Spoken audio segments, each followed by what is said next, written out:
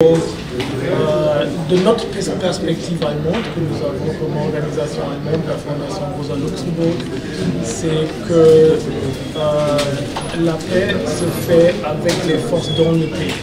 Ce n'est pas les interventions de l'extérieur qui peuvent créer une paix dans un pays comme le pays. Ça va se faire avec les forces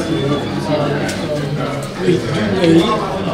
Ça veut dire une paix durable, c'est pas l'UNISM, c'est pas ni les Français ni les Allemands qui peuvent contribuer avec les forces militaires, c'est avec évidemment la coopération, c'est possible, la coopération allemande qui a beaucoup investi dans la décentralisation, là on est d'accord. Alors, ce qui est important, c'est évidemment savoir négocier, savoir trouver des solutions locales pour après aussi trouver des solutions régionales et nationales. Alors, une des études s'en occupe fortement de la législation et les droits à la terre. Ça veut dire aussi l'accès à la terre, c'est toujours une ressource pour les conflits, c'est toujours cause pour les conflits. Alors bien gérer aussi judiciairement que les cultivateurs et l'accès à la terre, ça c'est aussi un élément qui est très important pour faire possible pas seulement une paix, mais aussi une sécurité alimentaire pour que la population puisse bien, pas seulement survivre, mais vivre bien. Il y a une autre étude qui est ça c'est l'étude de M. Al-Chadé qui cherche à revoir un peu les dynamiques internes et en même temps les dynamiques internationales des conflits au Mali. Et bon, je dirais la recommandation principale de cette étude, mais Al-Chadé il est là, il faut lui demander lui-même les recommandations finales de cette étude, c'est ce que j'ai cité au début. C'est un conflit qui a ses causes à l'intérieur, c'est un conflit avec l'implication des forces extérieures est augmentée, mais pour en sortir, c'est les efforts des Maliens qui vont nous faire sortir.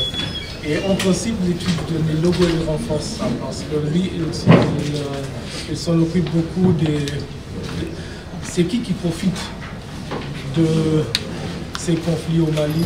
Il analyse aussi les États du Golfe qui ont soutenu, avec les ONG qui soutiennent ici, qui ont soutenu des forces méchantes, on peut dire, dans le pays. Alors,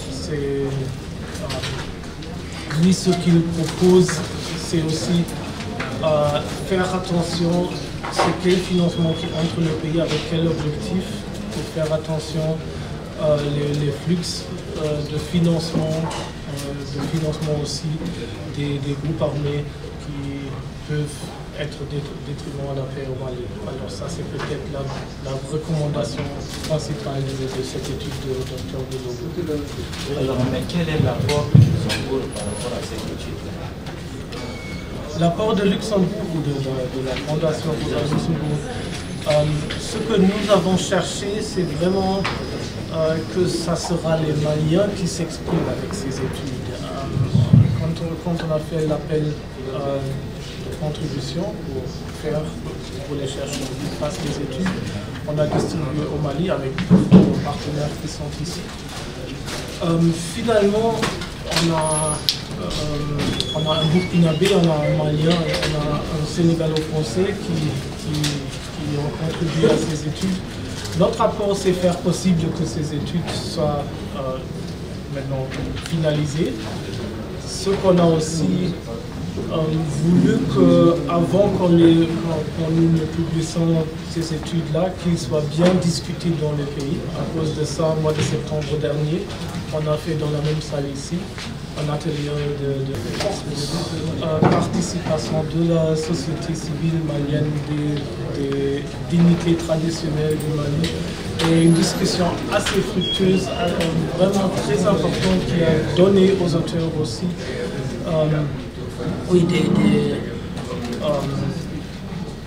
oui, des positions à revenir sur, et ils ont amélioré leurs études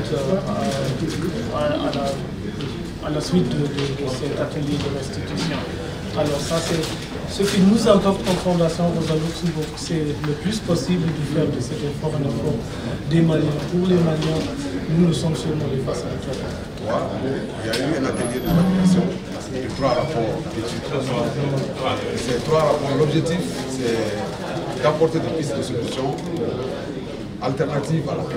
Donc, vous savez, on a eu trop de difficultés de 2012 jusqu'à nos jours, même si relativement l'insécurité est un peu dégagée, mais il y a toujours des difficultés qu'on a sur le terrain.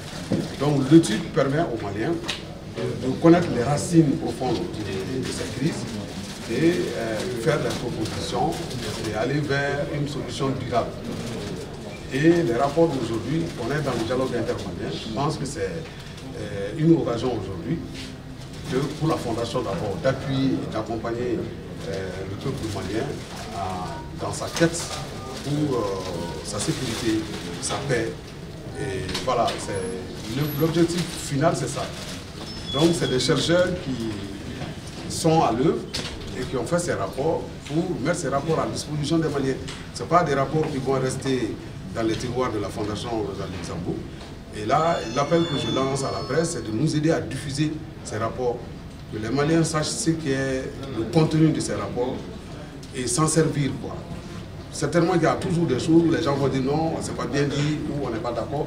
Donc la discussion est toujours ouverte. Ce n'est pas des rapports qui sont là pour dire que voilà, c'est pas le courant, quoi. On a donné notre point de vue, donc il appartient aux Maliens de dire s'ils sont d'accord ou pas.